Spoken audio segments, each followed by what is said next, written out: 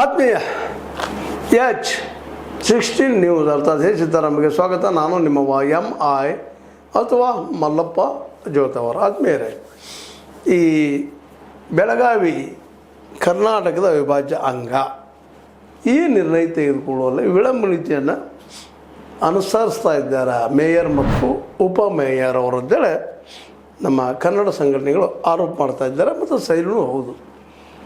ಯಾಕಂತಂದರೆ ನಮ್ಮ ಕಾನೂನು ತಜ್ಞರಾದಂಥ ಮೋಹನ್ ಕಾಸರಕೆ ಅವರು ಸ್ಪಷ್ಟವಾಗಿ ಹೇಳ್ತಾರೆ, ಬೆಳಗಾವಿ ಕರ್ನಾಟಕದ ಅವಿಭಾಜ್ಯ ಅಂಗ ಎಂದು ಹೇಳುವ ನಿರ್ಣಯವನ್ನು ಸರ್ಕಾರಕ್ಕೆ ವಹಿಸುವ ಬೆಳಗಾವಿ ನಗರ ಪಾಲಿಕೆ ಮೇಯರ್ ಅವರ ತೀರ್ಪು ಅಸಮರ್ಥನೀಯ.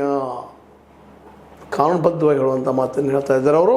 ಅದರ ಜೊತೆಗೆ ಹೀಗೆ ಘೋಷಿಸುವುದನ್ನು ನಿಷೇಧಿಸುವ ಯಾವುದೇ ಕಾನೂನು ಇಲ್ಲ ಎಂದು ಸುಪ್ರೀಂ ಕೋರ್ಟ್ನ ಮೋಹನ್ ಕಾಸರಕೆ ಅವರು ದೊಡ್ಡ ಹಿರಿಯ ವಕೀಲರು ಹೇಳ್ತಾ ಇದ್ದಾರೆ.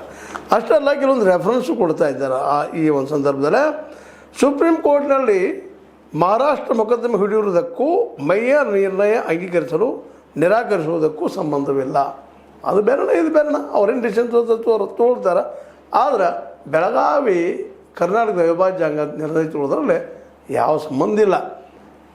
ಬೆಳಗಾವಿ ಕರ್ನಾಟಕದ ಅವಿಭಾಜ್ಯ ಅಂಗವಾಗಿದೆ ಎಂಬ ಭಾರತದ ಸಂವಿಧಾನದ 1956 ಆರ್ಟಿಕಲ್ 3 ಮತ್ತು 4 ಹಾಗೂ ರಾಜ್ಯಗಳ ಪುನರ್ವಿಂಗಡಣಾ ಕಾಯ್ದೆಯ ನಿಬಂಧನೆಗಳಡಿಯಲ್ಲಿ ನಿರ್ಣಯವು ಸ್ವತಂತ್ರವಾದ ಮೀಡಿಯಾಗೆ ಬೇಕಾಗಿರುವುದು ಸ್ವತಂತ್ರ ಧ್ವನಿ. ಆ ಸ್ವತಂತ್ರ ಧ್ವನಿ ಉಳಿಸಲು ನೀವು ಮಾಡಬೇಕಾದದ್ದು ಇಷ್ಟೇ. ಅದೇನಪ್ಪಾ ಅಂತಂತಂದ್ರೆ ನಿಮ್ಮ ಕೈಲಾದಷ್ಟು ಸಹಾಯ ಈ ಚಾನಲ್ಗೆ ಮಾಡಿ ಹಾಗೂ ನಿಮ್ಮ ಧ್ವನಿಯನ್ನು ಕಾಪಾಡಿಕೊಳ್ಳಿ. ಕರ್ನಾಟಕದ ಅವಿಭಾಜ್ಯ ಅಂಗ ಅನ್ನೋದು ಈಗಾಗಲೇ ನಿರ್ಧಾರ ಆಗಿ ಹೋಗ್ಬಿಟ್ಟದೆ. ಇದು ಪ್ರಶ್ನೆ ಮಾಡೋ ಪ್ರಶ್ನೆ ಇಲ್ಲ.